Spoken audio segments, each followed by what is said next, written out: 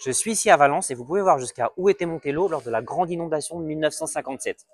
D'ailleurs, mon grand-père, qui était de Valence et qui avait connu cette inondation, me racontait comment l'eau était rentrée par la porte de devant, avait tout emporté sur son passage et était sortie par la porte de derrière. Donc je vais vous raconter comment j'ai vécu cette terrible tragédie comme habitant de Valence. Je voudrais vous raconter l'histoire de Valence à travers ces inondations qui ont marqué cette ville. En fait, il faut savoir que de grandes inondations sont référencées tous les 30 ans depuis au moins le XIIIe siècle. Je suis ici, place de la Vierge, où se trouve derrière moi la cathédrale de Valence. Et cette cathédrale n'avait pas été affectée par la grande inondation de 1957. Et pourquoi? Car les Romains connaissaient la furie du Turia lorsqu'il débordait. Ils avaient donc construit leur temple à Jupiter légèrement en hauteur. Temple à Jupiter où se trouve aujourd'hui la cathédrale de Valence. D'ailleurs, les archéologues ont découvert grâce à l'analyse des sols une grande accumulation soudaine de boue au IIe siècle, preuve d'une grande inondation. Le premier témoignage écrit d'une inondation parvenue jusqu'à nous date de l'an 1088, époque à laquelle Valence était une ville musulmane. Pour l'année 1358, les chroniques de l'époque nous parlent de 400 morts et de 1000 maisons détruites à cause d'une inondation. Une autre crue qui a particulièrement marqué la ville est celle de 1517, rapportée par le chroniqueur Gaspar Joan Escolano dans son ouvrage sur la ville de Valence. Je cite: « On aurait dit le déluge de Noé, ou encore le Touria est arrivé avec une fureur qu'aucune personne vivante n'avait vue auparavant. Il nous parle des cris des personnes se noyant ou bloquées dans les décombres de leur maison. Il nous explique aussi que le Touria a détruit la plupart des ponts et même gravement endommagé les portes de la ville, comme la porte Serranos derrière moi. » J'ouvre d'ailleurs la seule parenthèse sur l'histoire de Valence qui n'a pas de rapport avec ces inondations, mais avec la France. Vous voyez ici l'autre porte de la ville, las Torres de Quartz. Et cette porte est couverte d'impacts de balles et de canons. Ces impacts de canons datent des guerres napoléoniennes et du siège du maréchal Moncey de 1808. Cette illustration d'époque de derrière la tour nous montre le peuple de Valence résistant à l'attaque française. On trouve d'ailleurs sur cette tour une plaque commémorative de cette résistance. Il faudra attendre 1812 pour que le maréchal Suchet force la capitulation de la ville. Donc j'en reviens à l'inondation de 1517 et je finis avec la chronique d'Escolano, qui nous décrit la décrue du fleuve et je cite: « La décrue fit apparaître des centaines de cadavres. » La ville de Valence dispose également de nombreux témoignages de la grande inondation de 1731. Un certain Miguel Gosalbo a écrit qu'il s'agissait d'une inondation extraordinaire, que le plus vieux moine du couvent, qui avait 85 ans, n'avait jamais connue. Un autre témoin mentionne 2 mètres d'eau dans la ville de Valence. Je vous expliquerai tout à l'heure que c'est cette année le Barranco del Pollo qui a provoqué la plupart des dégâts de ces inondations dans le sud de Valence. Le Touria dévié, je vous l'expliquerai aussi, n'a lui pas débordé. Et concernant cet autre cours d'eau, le Barranco del Pollo, je voulais vous citer un passage du botaniste valencien Antonio José de Cabanilles dans son ouvrage Observations sur l'histoire naturelle du royaume de Valence de 1797. Donc, je cite: « Son lit est toujours sec, sauf quand il reçoit d'énormes quantités d'eau. Il détruit alors tout sur son passage. En 1775, il a causé tant de malheur à Chiva, où il a surpris au milieu de la nuit ses habitants. Il a détruit un nombre considérable de bâtiments et a éparpillé sur plus de 2 lieues les tristes restes et les cadavres des malheureux qui n'ont pas pu éviter la mort. » Pour l'anecdote, ce Cabanilles avait suivi en 1777 à Paris des cours du botaniste français Jussieu. Curieusement, Cabanilles semble s'être trompé sur la date puisque cette inondation aurait eu lieu en 1776. Cette même année, Valence est frappée par la même inondation, comme le montre cette illustration de la destruction del Puente del Mar. On arrive à l'année 1870 et regardez cette photo du Touria d'un photographe français, Jean Laurent, prise cette année d'inondation. Ce passionné d'Espagne deviendra d'ailleurs le photographe de la famille royale espagnole. Vous pouvez voir ici une illustration de la revue La Ilustración Española y Americana, qui raconte dans son article le sauvetage des habitants par des canaux. On arrive à l'année 1897 et on dispose pour cette année-là d'une multitude de photos du Touria juste avant qu'il ne déborde. Le journal Las Provincias raconte alors: « Il est tombé sur Valence un torrent d'eau que personne n'avait connu auparavant. Puis après avoir débordé, je cite, notre paisible Touria s'était transformé en une mer déchaînée d'eau rougeâtre, emportant en son sein une multitude d'objets. » La première inondation pour laquelle nous avons des images est celle de 1949, avec un bilan officiel de 41 victimes.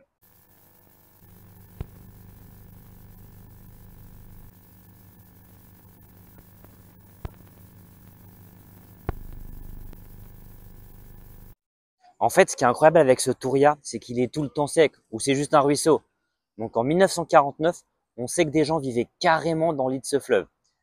Et on parle de 2000 habitations qui étaient réparties dans le Touria. Et c'est là qu'on arrive à la grande inondation de 1957 qui a profondément marqué cette ville et que ma famille a connue. Vous pouvez voir grâce à ce tramway le niveau qu'avait atteint l'eau. Vous voyez là la place San Jaime, San Jaume en valencien, dans le Carmen. Vous voyez qu'elle a un peu changé, mais le panneau sens interdit est toujours présent. Voici la belle place de la mairie, et vous distinguez ici le bâtiment historique de la poste. La rue de las Barcas, ou de les Barques en valencien. Vous voyez au fond le très bel immeuble de l'ancienne banque de Valence. Et pour finir, vous voyez que comme pour l'inondation de 2024, des tonnes de boue ont été apportées par le fleuve. Vous voyez ici le Portal de Valdigna. Il s'agit d'une porte ajoutée à l'ancienne muraille musulmane qui donnait accès à la Moreria, le quartier des musulmans, avant leur expulsion 2 siècles plus tard. Je vous mets ici quelques images d'archives des secours. El Turia se desborda. Este es el mayor estrago que ha sufrido la ciudad, superior inclusive al de 1897. La violencia de la riada lo arrastró todo a su paso. Fuerzas de la Armada Española prestan su eficaz aportación en los primeros momentos. Entre las gentes que se han quedado sin hogar y sin medios de vida, son repartidos los primeros alimentos. Je vous passe maintenant quelques images d'archives de ces grandes inondations.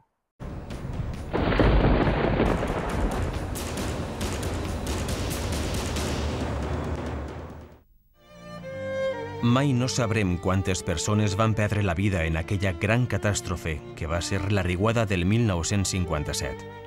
Les xifres oficials parlen de 81 víctimes mortals, però els testimonis asseguren que van ser molts més. Et voilà la visite du général Franco racontée par les médias du régime. El barrio del Carmen, una de las zonas más típicas de la Valencia vieja, donde los vecinos convivieron siempre en un ambiente de fraternal popularidad, fue también duramente afectado por la riada que destrozó las casas, asoló los hogares y dejó por todas partes informes montones de ruinas y barro.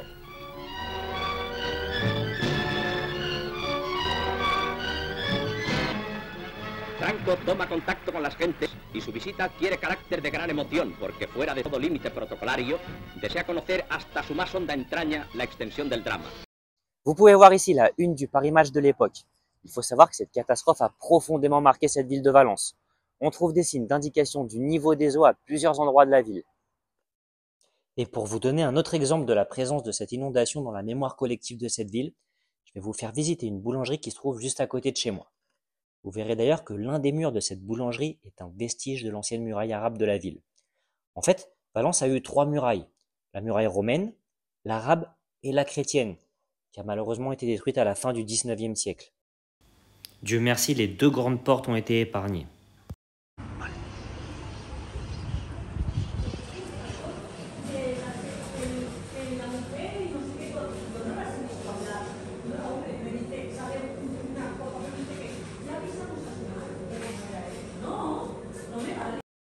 Donc après cette catastrophe, le régime de Franco, qui ne faisait pas dans la demi-mesure et qui n'y allait pas avec le dos de la cuillère, décide de dévier le fleuve Touria vers le sud de la ville.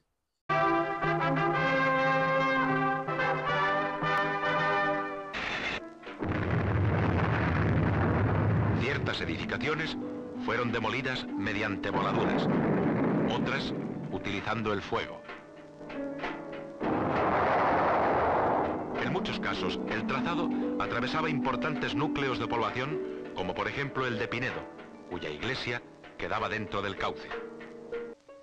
La solución sur ha sido calculada para que el río tenga una capacidad de desagüe de 5.000 metros cúbicos por segundo. Teniendo en cuenta que los caudales registrados durante la riada de 1957 fueron del orden máximo de los 3.700 metros cúbicos, avenida sin precedentes en la historia hidrológica del Turia, es fácil hacerse cargo de la seguridad que representa el futuro cauce que hará prácticamente imposible la repetición de la catástrofe. Ces grands travaux, connus comme Plan Sur de Valencia, seront notamment financés par des émissions de timbres. Imaginez sortir la Seine de Paris, le Rhône de Lyon ou la Garonne de Toulouse. Évidemment, c'était une autre époque et un projet d'autoroute avait été initialement envisagé sur le lit de l'ancien Touria. Et après avoir été un terrain vague pendant plusieurs années, la ville a finalement décidé d'aménager un parc de 7 km de long qui fait aujourd'hui la renommée de la ville. On trouve au bout de ce parc la très belle cité des arts et des sciences de la ville. En fait, le Touria a dévié vers le sud plus large avec un lit plus profond et sec une grande partie de l'année. Depuis, La ville de Valence n'a plus connu d'inondation. Ce n'est pas le cas de la région de Valence, comme par exemple en 1982 à cause de la rupture d'un barrage ou encore en 1996. Il faut savoir que les Valenciens sont habitués à un phénomène météo, la Dana, qui provoque tous les ans de fortes pluies à cette période de l'année. Donc j'arrive à la grande inondation de cette année 2024. D'abord, mes pensées vont avant tout aux victimes et à leurs familles. Je vous montre ici une capture écran de mon groupe WhatsApp avec mes cousins. Ce fameux 29 octobre, à 18h49, je leur dis que le ciel au-dessus de Valence est un ciel d'apocalypse.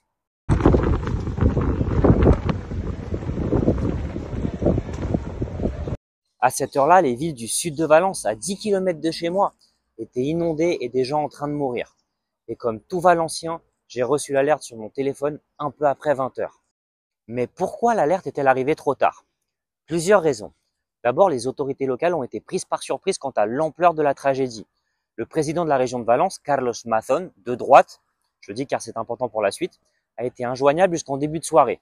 On a su quelques jours plus tard qu'il partageait un repas avec une journaliste qui s'éternisa plusieurs heures. Donc je vous laisse deviner les ragots. Ensuite, c'est vrai que l'agence météo espagnole l'AEMET avait lancé l'alerte rouge extrême.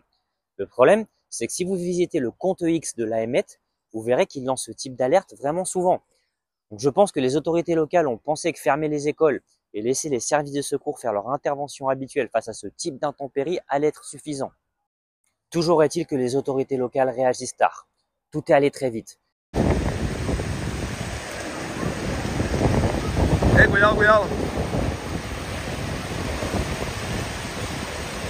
Et honnêtement, surtout après être moi-même allé sur place, je pense qu'elles ne prennent pas conscience de l'ampleur de la catastrophe et donc des moyens déployés. Et en plus, dans la ville de Valence, il a à peine plu. Donc j'imagine que Mazón et les membres du pouvoir local sont aussi à Valence. C'est peut-être aussi une des explications de pourquoi la prise de conscience n'a pas été immédiate. D'ailleurs, j'ai une anecdote personnelle concernant Carlos Mazón, le président de la région. Je suis ici sur le Touria, où les Valenciens viennent courir. Donc comme je cours aussi, j'ai dû le croiser une bonne dizaine de fois en train de courir aussi. Donc 2 jours avant la catastrophe, le 27 octobre, il courait le semi-marathon de Valence en 1h49. Et autre anecdote, il a participé au concours d'Eurovision en 2011.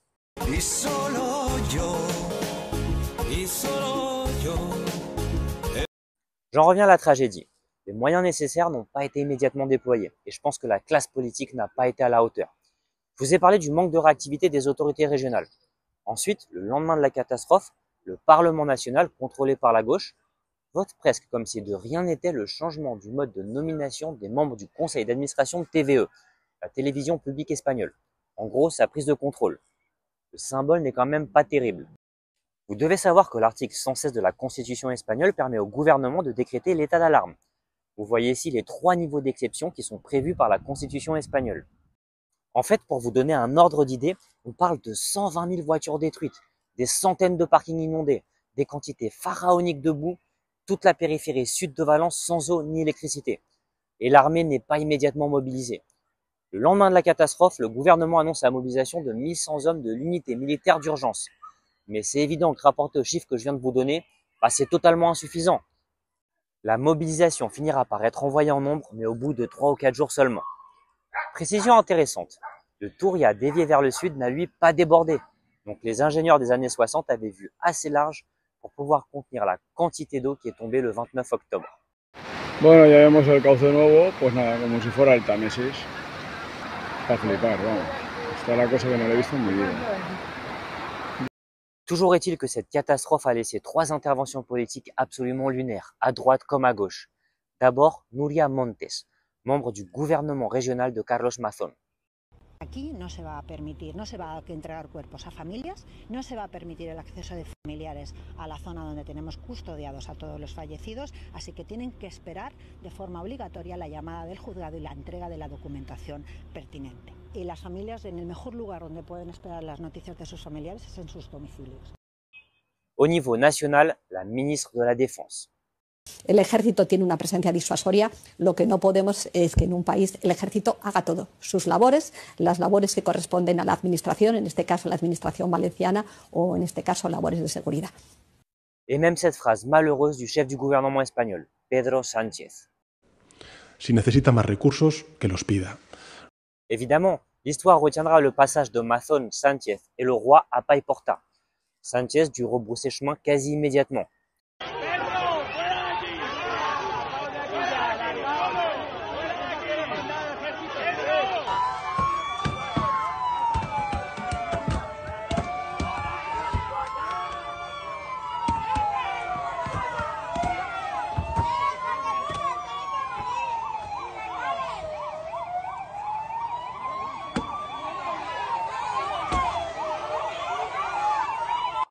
C'est vrai que Sánchez était déjà extrêmement impopulaire auprès d'une frange de la population. Il est élu, donc il a aussi une base électorale solide. Le roi est resté pour tenter de parler avec les habitants. Son attitude a d'ailleurs été quasi unanimement saluée. Curieusement, Mathon, qui a le pouvoir politique, se trouvait derrière le roi, qui n'a lui pas de pouvoir. Mais Mathon semblait ignoré par la foule. Il est petit, donc peut-être que les gens ne l'avaient pas vu. J'avais juste trouvé ça bizarre.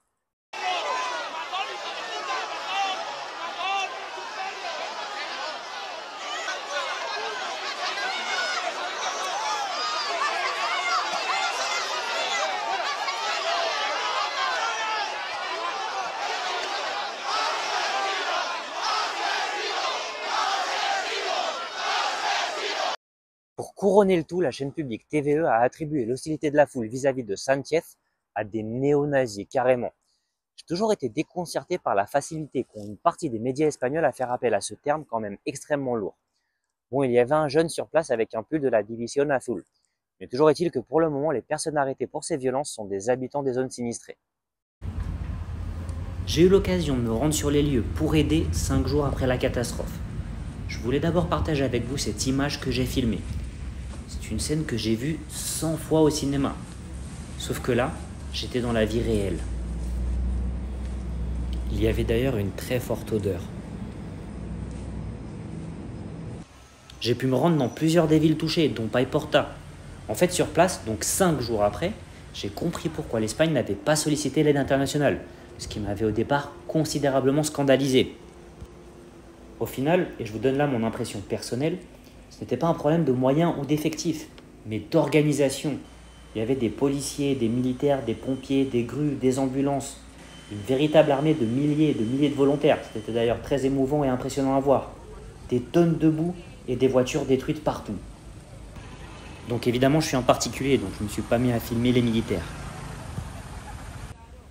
Donc vous voyez ici, 5 jours après le désastre, ce fameux Barranco del Pollo qui a provoqué tous ces ravages.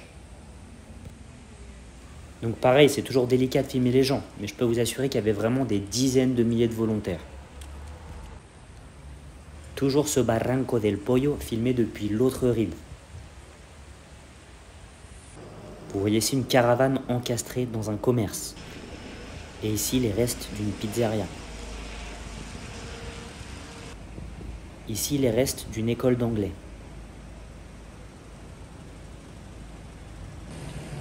Ici un opticien.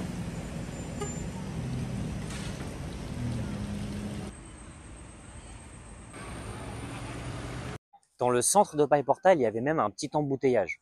Vous voyez ici des véhicules de secours de Castille, d'Andalousie, de Madrid ou encore du Pays Basque. Mais il y en avait de partout.